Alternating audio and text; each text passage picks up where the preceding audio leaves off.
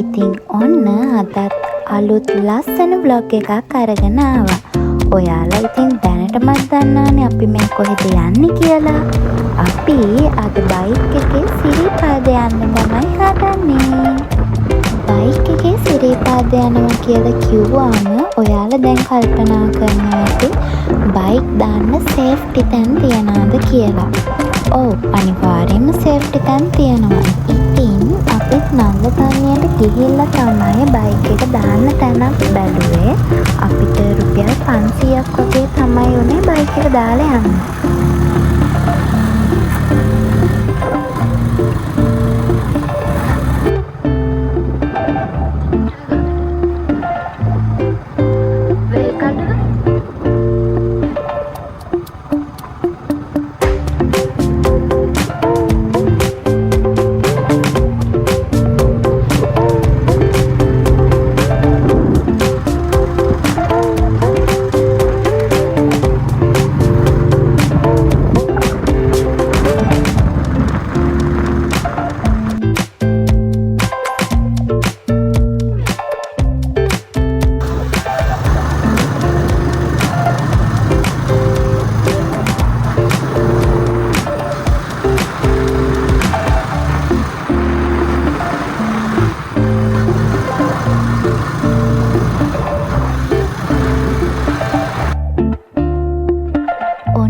අපි දැන් සමන් දේවාලේ ගාවටත් ඇවිල්ලා ඉන්නවා.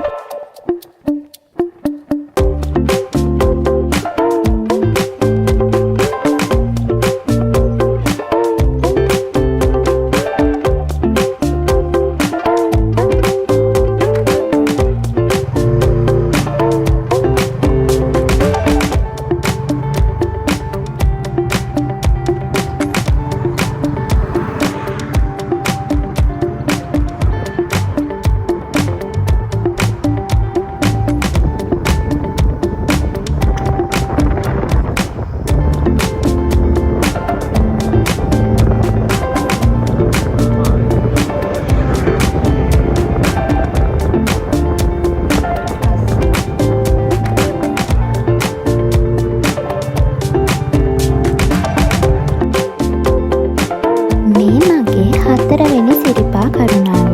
ඉතින් අපි මේ පාර කරුණා කරන්නේ හැටන් නල්ලතන්නිය හරහා. යාවා, අපි සිරිපා කරුණා කරන්න තමයි දැන් හදන්නේ.